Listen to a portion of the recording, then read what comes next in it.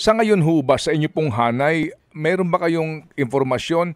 Mga magkano ba talaga ang kakailanganin natin sa bawat taon para po matulungan ang lahat ng mga magsasaka ng palay para po mapababa ang production cost nito? Sabi ho ninyo, more or less ngayon kasi 15 pesos per kilo ang production cost po ng palay. Nako, kung pag-usapan natin yung overall na requirement. Sa patubig na lang, yan eh. Hundreds of billions of pesos yan eh. Para magkaroon tayo ng talagang sustainable na affordable presyo ng bigas base po sa napalit natin ang production cost ng ating partner.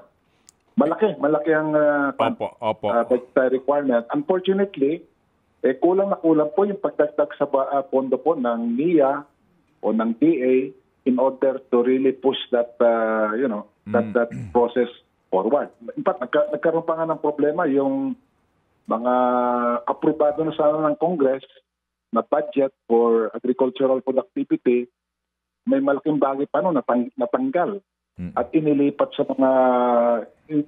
po sa program funds dahil napunta sa mga ayuda programs. So, sayang po na for short-term programs under the ayuda, mukhang nasa sakripisyo po yung mas longer-term sustainable agricultural food security programs natin.